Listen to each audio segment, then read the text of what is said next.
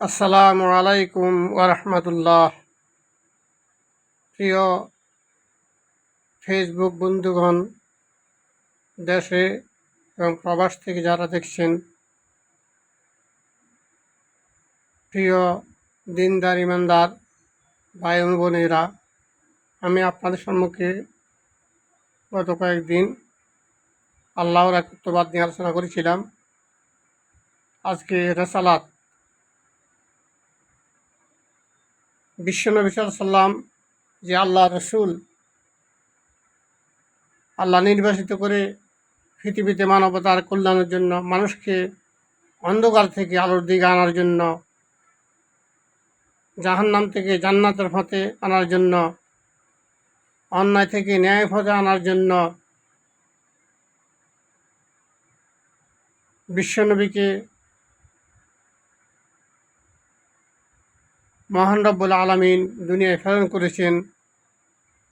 আল্লাহ তাআলা বলেন, ওয়ালাকাদ বাআসনা ফি কুল্লি উম্মাতির রাসূলা আন ইবুদুল্লাহা ওয়াজতানিবুত তাগুত।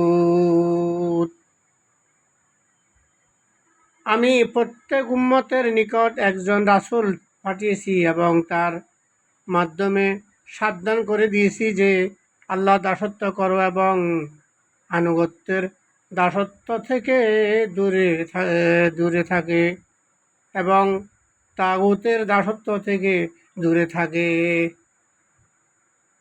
বিশ্বনবী রাসূলুল্লাহ সাল্লাল্লাহু আলাইহি ওয়াসাল্লাম আসি সবাইকে দাওয়াত দিলেন, আনা ইবুদুল্লাহ ওয়াজতানিবুত তাগুত। তোমরা সব কিছুর উপাসনা পূজা ছেড়ে, দাসত্ব ছেড়ে একমাত্র আল্লাহর দাসত্ব করো এবং তাগুতকে পরিহার করো। তাগুত বলা হয় যিনি নিজে কোরআন সুন্নাহ মানে না, অন্যদেরকে না মানার জন্য বাধ্য করে, তাকে বলা হয় তাগুত। সুতরাং আল্লাহ তাআলা বললেন, তোমরা তাগুতের আনুগত্য ছাড়ো এবং এক মহান রব্বুল আলামিনের দাসত্ব করো। আল্লাহ রব্বুল আলামিন যেন আমাদেরকে এই আয়াতের উপর আমল করে একমাত্র আল্লাহর দাসত্ব করার এবং তাগুতকে পরিহার করে চলার তৌফিক দান করেন। ওয়া মা তৌফিক ইল্লা বিল্লাহ। আসসালামু আলাইকুম ওয়া রাহমাতুল্লাহ।